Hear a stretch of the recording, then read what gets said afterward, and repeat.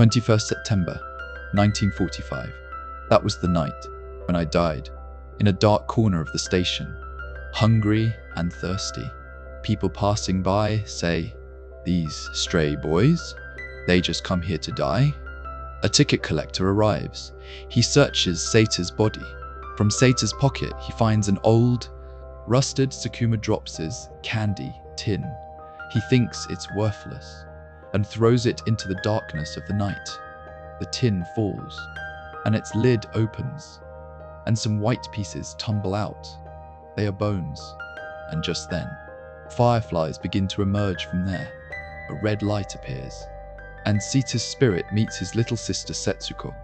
The story flashes back to when everything was fine. It all started that day, when the sirens blared. Seita was digging a hole in the home courtyard to hide rations. His mother was panicked. Seita told his mother, "You go to the shelter. Setsuko and I will come later." Mother had a heart condition. She hurried away. Seita tied Setsuko to his back. Just then, a rain of fire began from the sky. American planes dropped incendiary bombs. The entire city started burning like a matchbox. Seita was running through the flames, through the smoke, through they saved his sister and escaped. They reached the seashore, where they were safe. But Mother wasn't there. After the bombing stopped, Seita went to a school to find his mother, which had now been turned into a hospital. The scene there was soul-shaking. Seita reached his mother. She was completely wrapped in bandages. Her clothes had burned away. She couldn't speak. The doctor told Seita, "She suffered a deep shock. Let her rest." But Seita didn't see her ring on Mother's hand and realized she would never wake up. Outside, Setsuko was crying. "Brother, where is Mother? I want to go to her." Seita wiped his tears and told the biggest lie of his life. "Mother is in another hospital. She'll be fine until then. I'm here, right?" To cheer Setsuko up, Seita gave her the Sakuma Drops's tin. That candy was now that little girl's whole world. The house had burned down. The two went to live at a distant aunt's house. At first, everything was okay, but gradually, the aunt's true colors showed. One night at the dinner table, the aunt said, "We work for the country, so we deserve rice. You two just lie around all day. You'll get only rice water." Seita gave his mother's expensive kimonos to the aunt, so she could sell them and buy rice. The aunt was very happy. She brought rice. But when Seita and Setsuko sat to eat that rice, the aunt taunted again. "Aren't you ashamed? You only know how to fill your stomachs, while the country is fighting a war." Setsuko started crying. She couldn't understand that bitter truth.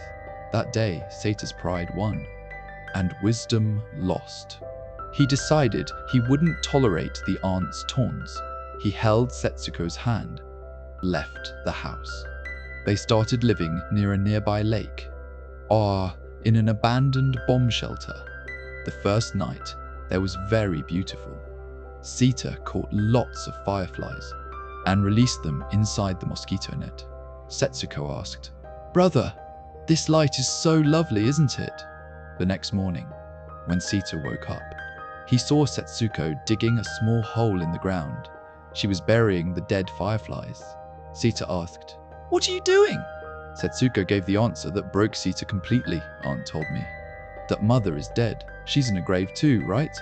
I'm making a grave for these fireflies." Then innocently she asks, "Why do fireflies die so quickly?" Seita had no answer. He just broke down in tears. Freedom had come. The stomach was empty. Setsuko started falling ill. Rashes appeared on her body. She got diarrhea. To save her, Seita became a thief. He started stealing sugarcane and potatoes from farmers' fields. One night, a farmer caught him and beat him badly. Setsuko saw her brother being beaten. At the police station, the policeman told the farmer, "This child is hungry. Let him go." Seita was released, but his dignity, his courage, everything was shattered when he returned to the cave. Setsuko hugged him and said, "Brother, the doctor said don't get injections. It hurts." Even in her pain, she was worried about her brother. Setsuko's condition was worsening. Seita decided he would withdraw all the remaining money from his mother's bank account and feed Setsuko good food. When he went to the bank, he learned that Japan had lost the war. It had surrendered, and the Japanese navy was completely sunk. That meant Seita's father was no longer alive. Seita screamed, "Father, why aren't you alive?"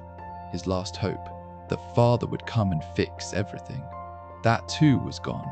Now they were completely alone in the world. Seita came running back to the cave with lots of food. With watermelon. He thought today he would feed Setsuko to her heart's content. But Setsuko was no longer conscious. She was lying on the ground, holding a stone in her hand. She gave that stone to Seita and said, "Brother, look, I made rice balls for you. Eat them." Seita saw they were stones, and nearby, the candy tin was lying, now filled with stones. Crying, Seita fed her a piece of watermelon. Setsuko softly said, "This is very good, brother." And then she said, "Seita." "Thank you." She fell asleep and never woke up. In that stormy night, Seita lay beside his sister. The next morning, he arranged a basket. He placed Setsuko in it with his own hands. He performed his little sister's final rites. When the fire died out, picked Setsuko's tiny bones and placed them in that same Sakuma Drops tin. Seita stood up from there. He looked at the cave one last time. I never went back to that shelter. At the end of the film, we see Seita and Setsuko's spirits sitting on a hill. They are looking at today's shining Japan.